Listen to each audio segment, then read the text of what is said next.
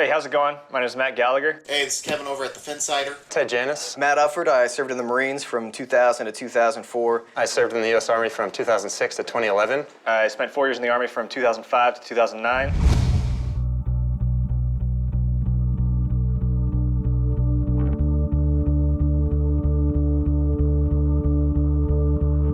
My favorite sports memory from when I was deployed was in 2010 in Afghanistan, watching the World Cup, specifically the United States versus Algeria, because that was a game that the U.S. had to win in order to advance.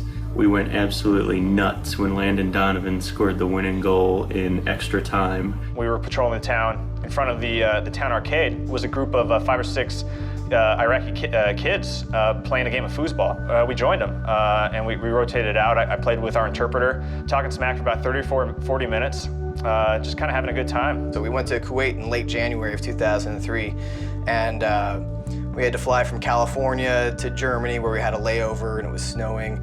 And we went from Germany to Kuwait, landed kind of in the middle of the night.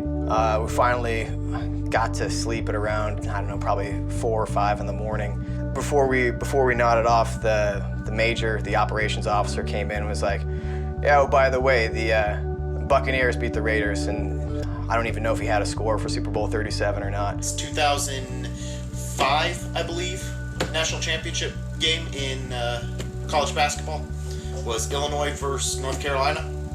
And I'm a UNC fan. I was born in North Carolina. Watching that game, my former platoon leader was there, and he's a huge Illinois fan. So he came in all his Illinois t-shirts and everything, was loving life. We were watching it for the first time. We got the dining facility to approve a early morning opening, so they were they opened at 3 a.m. or whatever time it was, and we watched the game in there. And he was been rubbing it in how great Illinois was and how hard this was going to be for me.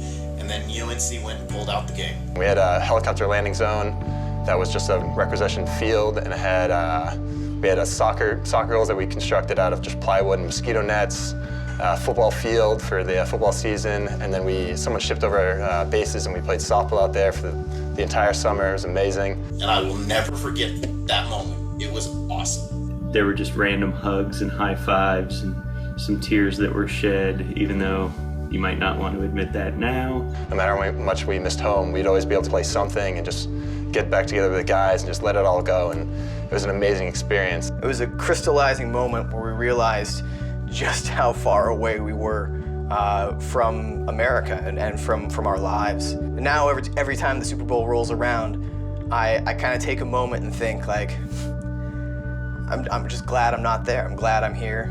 Glad to have made it back. And just by playing a simple game, they were doing more for their little slice of Iraq than maybe we ever could do. I think about those times, and I think about the guys that are no longer with us, and some of my best memories are still playing sports with them at Patrol Base Campbell and other deployments. So in honor of Memorial Day, I'd just like to say rest in peace to Sergeant Z, Sergeant Mack, and Sergeant Miller. Super Bowl 37, the one I didn't watch, is the one that's most memorable. You know, it's a powerful memory that lingers with me to this day. It's something I'll never forget.